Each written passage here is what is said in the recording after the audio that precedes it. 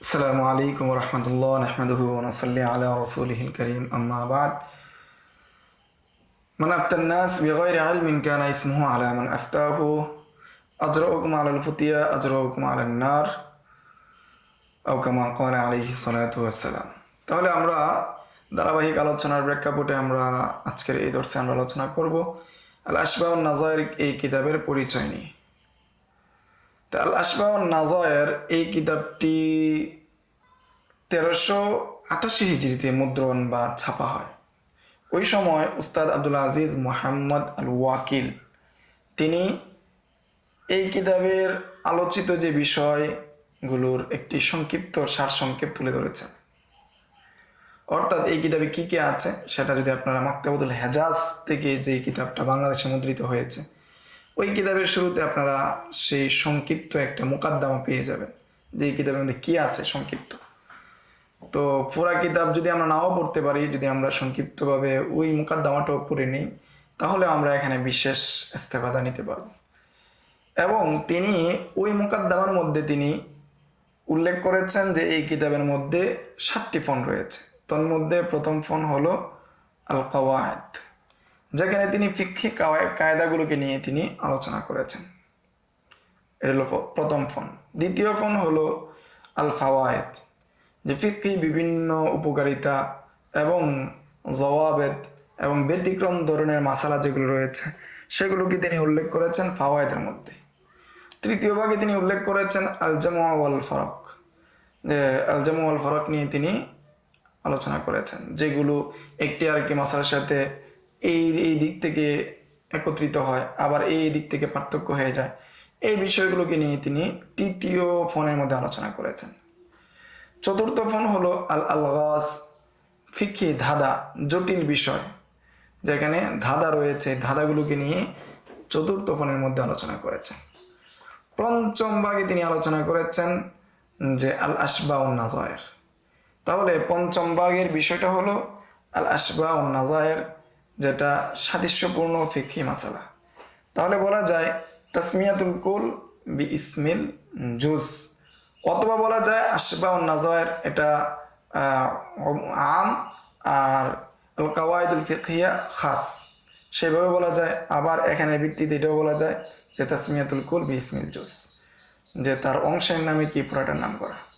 ষষ্ঠ ফোন হলো আল হিয়াল, কৌশল, হিলা, হিলা অবলম্বন করার বিষয়ে আলোচনা করা হয়েছে ষষ্ঠ ফোনে। সপ্তম ফোন আল হিকায়াত, সপ্তম ফোনে হেকায়াত নিয়ে আলোচনা করা হয়েছে।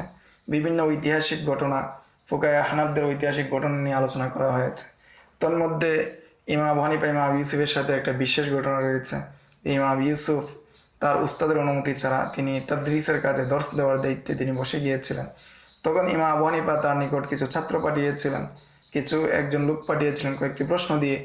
সেই প্রশ্নগুলো ইমাম আবু ইউসুফকে জিজ্ঞাসা করার পর তখন তিনি পারলেন না, তখন তিনি তার উস্তাদের কাছে আসলেন এবং তার ভুল বুঝতে পেরেছিলেন। এই সংক্রান্ত ফুকায়া হানাফদের বিভিন্ন ঘটনাগুলো উল্লেখ করা হয়েছে। তাহলে আল আশবাহ ওয়ান নাযায়ের মধ্যে মৌলিকভাবে 7টা ফন নিয়ে আলোচনা করা হয়েছে। তন্মধ্যে শেষেরটা হলো আল হিকায়াত আর পঞ্চমটা হলো আল আশবাহ ওয়ান নাযায়ের। এই পঞ্চমটার নামে পুরা কিতাবের নামকরণ করা হয়েছে।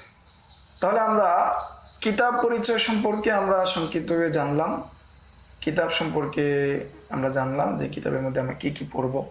তাছাড়াও মুকাদ্দমার মধ্যে আলোচনা হবে, সেখানেও আমরা এই বিষয়গুলো নিয়ে আবার আলোচনা করব। এখন আমরা লেখক সম্পর্কে কিছু জেনে নিই। এই কিতাবের লেখক আল্লামা ইবনে নুজাইম, তিনি একজন বিখ্যাত যুগশ্রেষ্ঠ ফকিহ এবং হানাফি ফকিহ ছিলেন। তার নাম ইবনে নুজাইম আল মিসরি। আল্লামা নাকভী রহমতুল্লাহি আলাইহি তার আল ফাওয়াইদুল বাহিয়া কিতাবের হাসিয়ার মধ্যে তিনি তার জীবনী উল্লেখ করেছেন এবং তিনি তার পূর্ণ নাম উল্লেখ করেছেন জৈনুল আবিদিন ইবনে ইব্রাহিম ইবনে নুজাইম আল হানাফি। তাহলে তার মূল নাম জৈনুল আবিদিন। তো জৈনুল আবিদিন হলো তার মূল নাম, আর ইবনে নুজাইম তার পূর্বপুরুষ দাদার নামে থেকে তাকে লক্ষ্য করে ইবনে নুজাইম বলা হয়। তিনি একজন মহাজ্ঞানী এবং একজন গবেষক এবং ফিকহ শাস্ত্রে গভীর বুৎপত্তি অর্জনকারী একজন ব্যক্তি ছিলেন, দক্ষতার অর্জনকারী ছিলেন। তিনিও তার যুগশ্রেষ্ঠ যে সমস্ত উলামায়ে কেরাম ছিলেন তাদের কাছ থেকে তিনি ইলম অর্জন করেছেন। তন্মধ্যে উল্লেখযোগ্য হলো শরফুদ্দিন আল বালকিনি, শিহাবুদ্দিন আল শালবি এবং শেখ আমিনউদ্দিন সহ অনেক যুগশ্রেষ্ঠ উলামায়ে কেরাম থেকে তিনি ইলম অর্জন করেছেন এবং এই সকল উস্তাদদের থেকে তিনি ফতোয়া দেওয়ার অনুমতি এবং দর্স দেওয়ার অনুমতি গ্রহণ করেছিলেন এবং তার শাগরেদের সংখ্যাও প্রচুর। সামনে আমরা তাদের শাগরেদদের কয়েকজনের নাম উল্লেখ করব। তিনি অনেকগুলো কিতাব রচনা করেছেন। তন্মধ্যে উল্লেখযোগ্য হলো কানজুদ দাকায়েকের সরা, শরহুল কানজ এর সরা, আল বাহরুর রায়েক। যা আমরা যেহেতু ফতোয়া পড়ছি, আমাদের ফতোয়াদের ক্ষেত্রে অত্যন্ত গুরুত্বপূর্ণ ভূমিকা রাখবে যে কিতাব ফতোয়া শামির সাথে সাথে আল বাহরুর রায়েক। তো এটা কানজুদ দাকায়েকের সরা, এই কিতাবের মধ্যে অনেক জুজি মাসালা রয়েছে যেটা আমরা এই কিতাব থেকে অনুসন্ধান করতে পারবো এবং গ্রহণযোগ্য। এবং তার যুগশ্রেষ্ঠ কিতাব আল আসবাউন নাজায়ের তিনি কি লিখেছেন। তাছাড়া অনেক কিতাব রয়েছে এবং তিনি তাসাউফের লাইনে আরবিল্লাহ শেখ সুলাইমান আল খুদাইরি বা তার নিকট থেকে তিনি তাসাউফের লাইনে তিনি তার কাছে বায়াত হয়েছিলেন। তার কাছ থেকে তিনি ইলমুত তাসাউফ অর্জন করেছেন এবং তার কাছ থেকে আল্লাহ তাআলার সান্নিধ্য অর্জন করেছেন। ইমাম শাহরানী রহমতুল্লাহ আলাই তিনি বলেন, বিখ্যাত বুজুর্গ, বিখ্যাত আলেম আব্দুল ওয়াহাব আশ-শাহরানী তিনি বলেন যে আমি ইবনে নুজাইম রহমতুল্লাহ আলাইহির সাথে 10 বছর অতিবাহিত করেছি। এই দীর্ঘ সময়ের মধ্যে তার মধ্যে আমি এমন কোনো আচরণ দেখিনি যা তার মর্যাদা বা তার সম্মানকে ক্ষুণ্ণ করতে পারে। এবং তিনি আরও বলেন, আমি তার সাথে 953 হিজরিতে হজে গিয়েছিলাম। সেই সময় আমরা দেখেছি যে তিনি তার প্রতিবেশী এবং খাদেম যারা ছিল তাদের সাথে তিনি উত্তম আচরণ করেছেন। এ থেকে বোঝা যাচ্ছে যে হজ হলো মানুষের পরিচয় সম্পর্কে, ব্যবহার জানা সম্পর্কে প্রকৃত একটা সময়। সেই সময় যেহেতু তিনি উত্তম আচরণ করেছেন, এর মাধ্যমে বোঝা যায় তিনি উত্তম চরিত্রের অধিকারী ছিলেন। আর মানুষের চরিত্র জানার একটা মাধ্যম হলো তার সাথে লেনদেন করা, মুআমালাত করা। লেনদেন করলে, মুআমালাত করলে মানুষের চরিত্র সম্পর্কে জানা যায়। এবং তার মৃত্যুর যে সাল, সেটা নিয়ে তিনি কখন মৃত্যুবরণ করেছেন সেটা নিয়ে উলামায়ে কেরামদের মধ্যে মতভেদ রয়েছে। তো কতগুলো উলামায়ে কেরামগণ বলেন তিনি 969 হিজরিতে ইন্তেকাল করেছেন। এই যে তথ্যটি সেটা আন-নাজমুল গজা বা আল গাজি যে কিতাব রয়েছে সেই কিতাবের মধ্যে আল কাওয়াকিবুস সাইরা ফি আয়ানিল মিয়াদিল আশিরা থেকে গ্রহণ করা হয়েছে যে তিনি 969 হিজরিতে ইন্তেকাল করেছেন। তবে তার ছেলে আহমদ তার পিতার যত রচনা আছে সবগুলোকে একত্রিত করে আর রসাইলুজ জাইনিয়া নামে তিনি সংকলন করেন এবং এই কিতাবের ভূমিকায় তার পিতার মৃত্যু সন উল্লেখ করেন 970 হিজরিতে। যে 970 হিজরিতে তিনি কি করেছেন, ইন্তেকাল করেছেন। যেহেতু ছেলে বাবার মৃত্যু সন উল্লেখ করছে, এতে বোঝা যাচ্ছে যে এই তথ্যটি সঠিক হওয়ার সম্ভাবনা বেশি। এবং এই তথ্যটি অর্থাৎ 970 হিজরি ইন্তেকালটি আল্লামা হামওয়াই অর্থাৎ আল আসবাউন নাজায়েরের শারেহ, বিখ্যাত শারেহ আল্লামা হামওয়াই তিনি তার কিতাবের মধ্যে উল্লেখ করেছেন 970 হিজরির রজব মাসের 8 তারিখে তিনি ইন্তেকাল করেছেন। আল্লাহ তাআলা তাকে এই কিতাবের মাধ্যমে যারা ফায়দা গ্রহণ করছে তাদের ফায়দা থেকে ভরপুর সওয়াব এবং দরজায় আলা দান করুক, তার দরজা বুলন্দ করুক। তো আমরা পূর্বেই আলোচনা করেছি ইবনে নুজাইম রহমতুল্লাহ আলাইহি গুরুত্বপূর্ণ অনেকগুলো কিতাব লিখেছেন। তার মধ্যে আল বাহরুর রায়েক, কানজুদ দাকায়েকের সরা, শরহুল মানার, আল আসবাউন নাজায়ের এবং বিভিন্ন বিষয়ের উপর তার 40টি রেসালা এবং সবগুলো সুন্দর এবং উপকারী।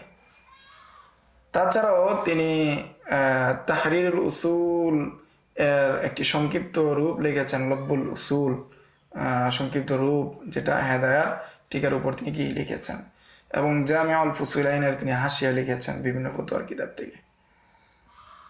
এবং তার ছাত্রদের মধ্যে অন্যতম যে সমস্ত শাগরেদ বা ছাত্র ছিল তার আপন ভাই শেখ ওমর ইবনে ইব্রাহিম ইবনে নুজাইম। তার ভাই নিজেই কানজুদ দাকায়ের উপর সরা লিখেছেন আন-নাহরুল ফায়েক। তা আন-নাহরুল ফায়েক সম্পর্কে বলা যায় যে আন-নাহরুল ফায়েক এমন একটি কিতাব, যেই কিতাবটি যে ব্যক্তি নিজেকে বিজ্ঞ প্রাজ্ঞ একজন মুফতি হিসাবে নিজেকে তৈরি করতে চায় তার জন্য জরুরি হলো যে কানজুদ দাকায়েকের যে ইবারত রয়েছে সেটা মুখস্থ করা। যেহেতু কানজুদ দাকায়েকের ইবারত সংক্ষিপ্ত ছোট, সেই হিসাবে সেটা মুখস্থ করা আমাদের জন্য সহজ। আর অপরদিকে আরেকটি গুরুত্বপূর্ণ বিষয়, সেটি হলো যে এই কিতাবের সরা, যে মাকতাবাতুল হেজাজের যে সংস্করণ আছে, মুদ্রণ রয়েছে, সেই মুদ্রণের সাথে যে হাসিয়া রয়েছে, যে সরা রয়েছে, সেটা মূলত আল্লামা হামওয়াই এর কি সরা। সেটা কওয়াইদুল ফিকহের যে রেসালা আল কওয়াইদুল ফিকহিয়ার 426টি যে কায়দা রয়েছে, সেগুলোর হাসিয়ার মধ্যে যেই কিতাব থেকে হাসিয়াগুলো নিয়ে আসা হয়েছে, সেটা আল্লামা হামওয়াই আর কি সরা থেকে নেওয়া হয়েছে। এই জন্য এই হাসিয়াগুলো পড়া, মোতালা করা, গুরুত্ব দেওয়া আমাদের জন্য অত্যন্ত জরুরি। তাহলে আজকের এই দর্স থেকে আমরা এই কিতাব সম্পর্কে, এই কিতাবের লেখক সম্পর্কে, এই কিতাবের মধ্যে 7টি ফন নিয়ে আলোচনা করা হয়েছে।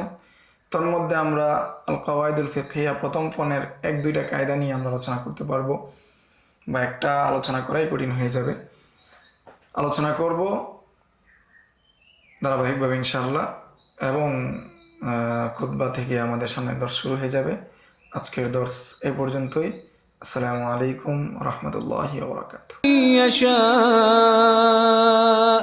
ومن يؤت الحكمة فقد أوتي خيرا كثيرا وما يذكر إلا أولو الألباب.